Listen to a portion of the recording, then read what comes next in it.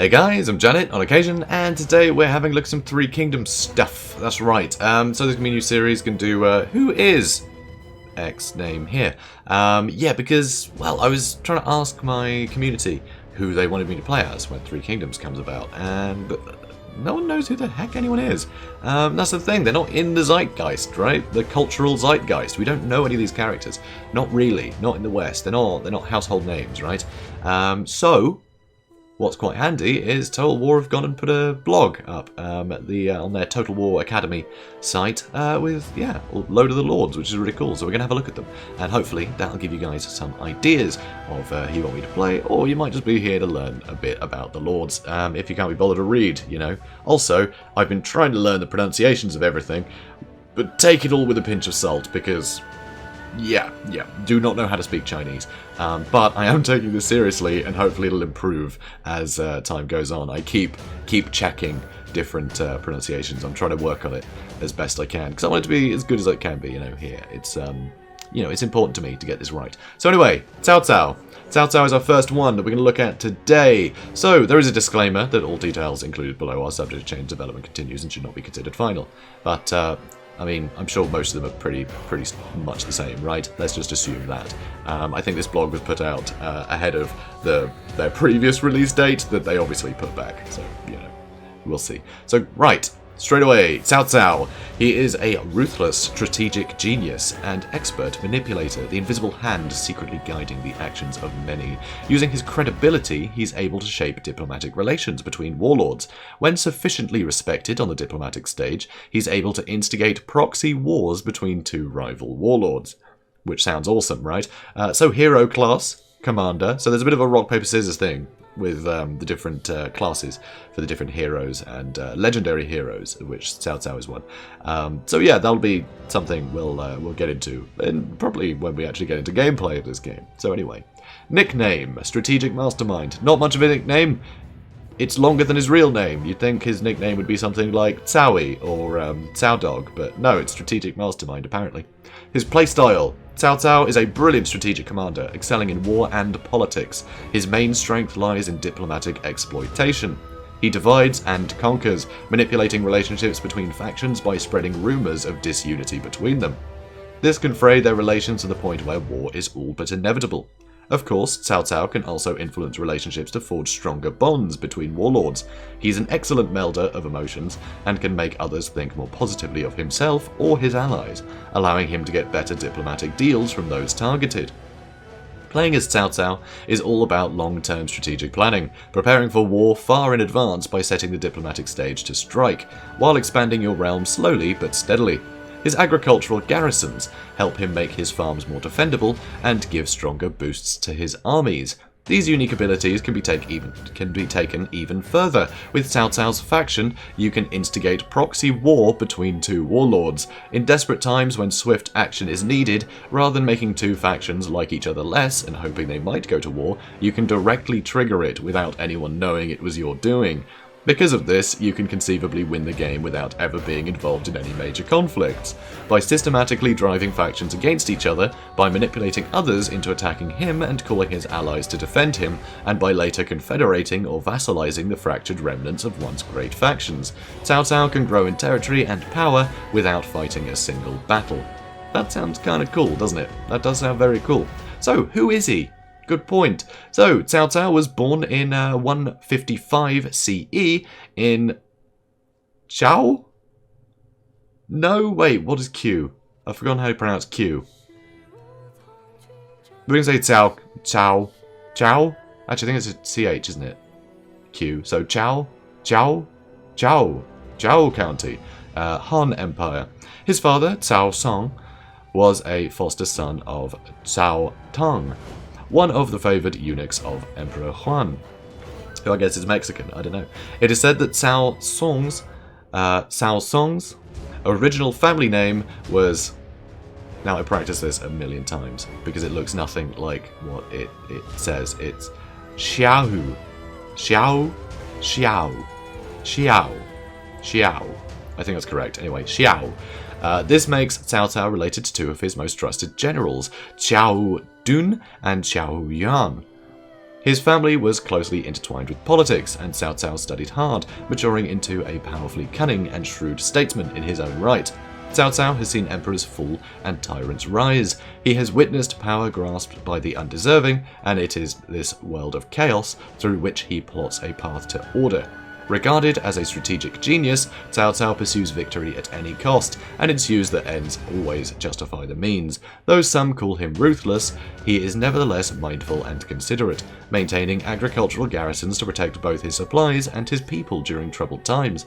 Ingenious and merciless, he's known as the Puppet Master, which sounds more like that should be his nickname, no? Anyway, and has no qualms in controlling others to fulfill his aspirations. He is a leader who dedicates himself to his ambitions and possesses a unique mindset, caring little for status or hidebound tradition. He judges men solely on their achievements and skill, and his companions respect him for this reason. Gainsaying his reputation for ruthlessness, he looks out for his followers and treats them with generosity.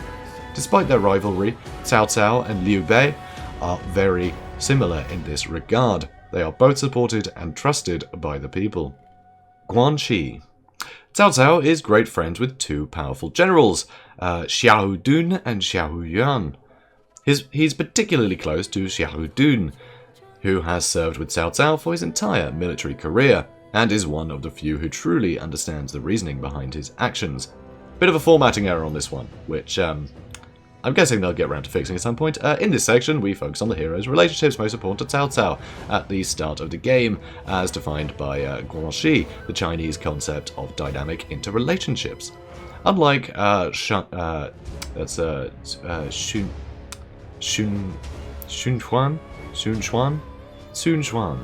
Sun Xuan, that's right, whose family can, well, right-ish, you know, pinch of salt, guys, whose family contains the seeds of powerful characters. Cao Cao has access to skilled officers right from the outset of the campaign, who he can trust to execute his will. Cao Cao begins with two very powerful generals fighting for his cause, Xiahou Dun and Xiahou Yuan.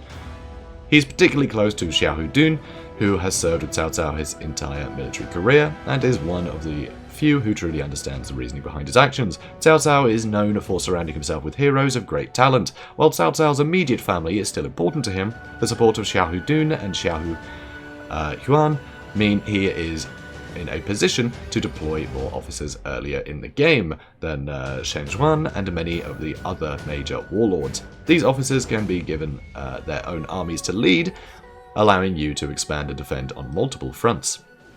So his starting position in Chen, I think that's how it's pronounced, Chen? Anyway, at the start of the game, Cao Cao has been branded an enemy of the state by Dong Zhuo, and the tyrant's henchmen are coming after him. Sorry, they're coming after him. Before he can consider longer-term plans, he knows he needs to build a strong defensive position. This begins in Chen Commandery. So in Three Kingdoms, it's not provinces, it's commanderies. That's right. So, south of the Yellow River, a central position with many possible routes of expansion. At the start of the game, Cao Cao is branded an enemy of the state by Dong Zhuo. The tyrant henchmen are coming after him before he can... Okay, this is... First, Cao Cao needs to defend himself against the Han Empire henchmen who are supposed to bring him down. Then he will have to establish a power base in Chan by overcoming the local Han Empire administrators. Only then will he look elsewhere, which is when the Tao Xuan? Gonna go with that. Incident happens. Remember, the bigger Cao Cao's empire gets, the more factions will look towards bringing him down when/if he shows weakness. So, initial dilemma. Cao Cao's first major choice is thrust upon him when he hears news of the death of his father, Cao Song. Cao Song was robbed and killed by Cao Chuan's.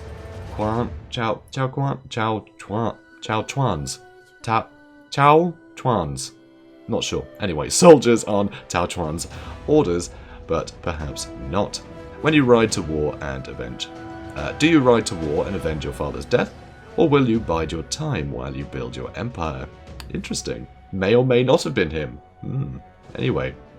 In the campaign, each playable warlord will face an initial dilemma after fulfilling certain prerequisite actions. These dilemmas will position the player at the fork in the road, marking a pivotal moment in that warlord's story. One of the options available to you is the choice reflecting what happened in history, and the outcomes will follow the events of the period. The other lets you forge a tale of what might have been. Total War is all about giving players the freedom to create their own stories in some of the most exciting periods in human history, and these initial dilemmas epitomise that spirit. Cao Cao's dilemma is about Cao Chuan's. I really need to look that one up particularly. I know I've just looked it up like 10 minutes ago before doing this video, but can't go ahead around it for some reason. Potentially killing Cao Cao's father, Cao Song. Cao Cao finds out that Cao Quan's... Gonna go with that for now. I'll fix it, guys. I'll fix it. I'll learn it eventually. Soldiers robbed and killed Cao Song. Perhaps on Cao Quan's? I don't know. But perhaps not. You need to decide which course of action will best serve you in your quest for vengeance. This is where Cao Cao's cunning nature comes into play while dealing with Cao Quan. A shrewd player will already be thinking ahead, which potential conflicts may follow. Yuan Xiao or Gongsun Jian. Yeah, Z is J, right? Yeah, Gongsun Jian in the north. Sun Xuan, Sun Xuan in the southeast, depending on the situation. Cao Cao can start manipulating these factions against each other, tying them down in proxy wars and ensuring he has the upper hand when the inevitable conflicts emerge. Cao Cao's diplomatic arsenal will help to keep surrounding factions off his back. His manipulation ability can also be used to make people friendlier with him. In some situations, this can mean the difference between being declared war at or not. Or it can mean that Cao Cao is able to form a powerful alliance that can protect his back. After all, you'll need every tool to stay afloat in the simmering diplomatic cauldron that is the centre of the campaign map. Once your power base is secure, you can look to expand and conquer other territory. Moving north will likely lead to confrontation and battle with powerful warlords in that region, such as Yuan Xiao or Gongsun Jian. Forging south, Cao Cao might appeal to other powerful lords in his schemes against Dongzhuo. Your ultimate aims are to build a larger realm in the north of China, forming the Kingdom of Wei. I think that's how it's pronounced. Again, not sure. And to conquer the factions that establish themselves in the south, uniting all of China under your rule. The allies and enemies you make during your campaign will play key roles in your pursuit of that goal.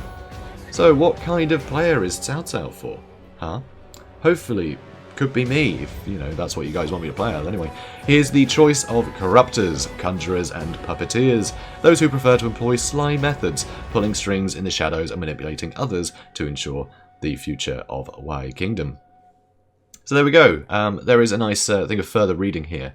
If anyone's interested in learning more about him, which I think is a really nice thing to add here, because of course these characters are not in the zeitgeist, right? They are not in our cultural zeitgeist. We have no idea who any of them are. Unless, of course, you're watching from China, in which case you guys are probably thinking, when the hell do you know who Cao Cao is? And how are you pronouncing everything wrong?